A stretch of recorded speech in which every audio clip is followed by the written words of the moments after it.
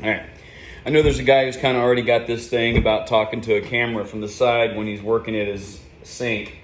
I'm not trying to be that guy, but I have un concombre grande. I got a big cucumber. I hope I said that right.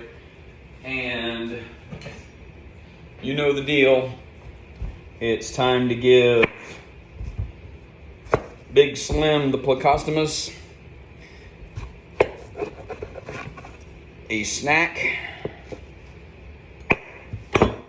So there is a cucumber. I leave the seeds in it. I think most people that feed cucumbers and zucchinis, that light is really bright, isn't it? I'm gonna fix that real quick. Hang on. Okay. Oh yeah, that's way better. All right. There's a lot of people that feed zucchini and cucumber to their fish and they leave the seeds in it. I think, honestly, probably everybody does. And then I'm gonna take these end pieces that I cut off and I'm gonna put these in my shrimp tank because shrimp and snails, they love cucumbers too. So I'm only gonna use one of these. And I'm working on a way to get these to sink and stay down at the bottom of the tank without using a rubber band and tying them to rocks.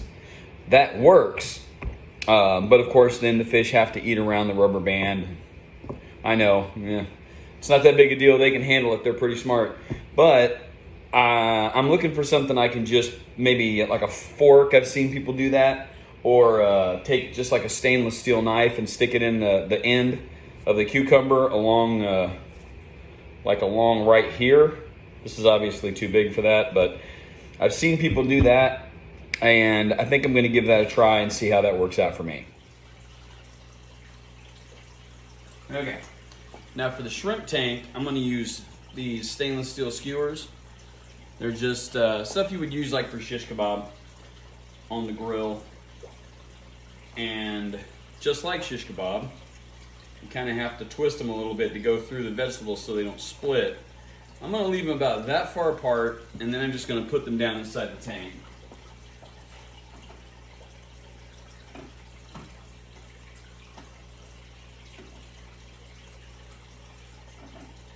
And I'm going to put them all the way down, like that, right in front, and then the shrimp will come up to them. Yep, there's one right there.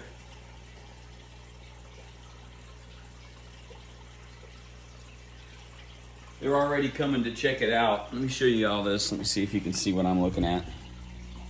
This is my shrimp tank. I really don't talk a lot about it because I'm not really a shrimp expert, but I got a couple of cherries in there. There's some amanos, some ghost shrimp, and some babies. There's a tiny one down there. You probably, I don't know if you can see that. I can't tell if it's focusing yet. I'll figure it out later.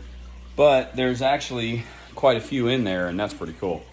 All right, let me put this back up here. All right.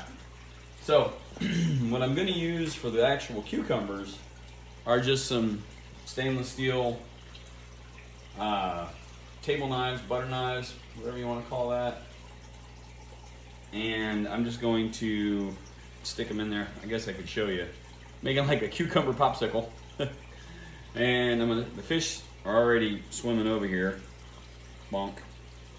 All right, so that didn't exactly go where I wanted it, but that's all right. I can move it. Not that critical. And this one I'm gonna put over here by Slim's Rock Cave. That way he'll have it kind of to himself. All right.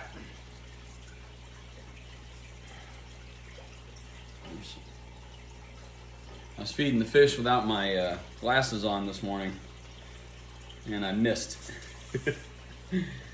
This new food, I gotta take a second just to tell you about this food. I'm not sponsored by anybody. I'm just a hobbyist, like most of you. But this Extreme Cichlid Petite, this stuff, and the Bug Pro from Northfin. Trying to figure out where my camera is. There it is. This stuff, man, they love it. They love it. This is the Bug Pro. This is made out of different, black fly larvae, that kind of thing. And I think the Extreme Cichlid Peewee, I'm sorry. I said petite, it's peewee. It's because I don't have my glasses on, I can't read. Anyway, all of my fish love this stuff. I feed the Bug Pro to everybody. The goldfish, the new bluegill fingerlings, which you guys really haven't seen yet. Obviously, the cichlids get it. These guys, they love it. They go nuts for this stuff. They're already eating the cucumber. I'm going to hold off. I usually feed this to them later in the day. And they love it. So I got all my stuff, all of this food, including the extreme krill flakes. All that stuff came from K&G Tropicals, from John and Lisa over there. Try to buy from people that I follow on YouTube, or if I can't do that, I try to buy from local shops, just little places.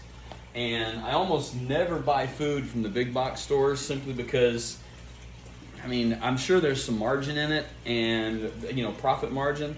And guys like KG Tropicals and some smaller places, they might make 15, 20, 25% markup on the low end. I'm guessing it's probably different than that. But the opportunity to buy from local people and give them a chance to earn some of that profit margin instead of Petco and PetSmart and some of these other places, Amazon, makes me feel better about my hobby, because I'm buying from people that I can look at. I'm buying from people that I've met. I'm buying from people that I can sometimes see the benefit of using their business in the things that they do. I see it on their channels, I see it on their content, I see it in the quality of their stores and the furnishings and the things that they're able to keep in stock, because they have the money and the resources to do that. And I like feeling like I help contribute to that.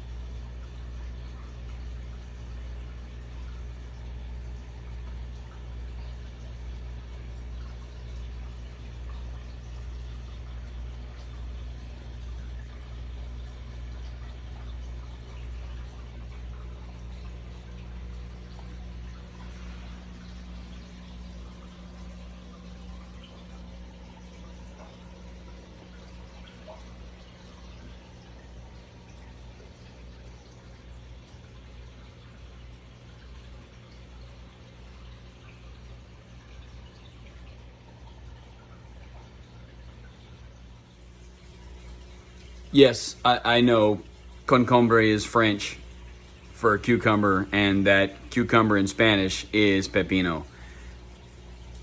My apologies.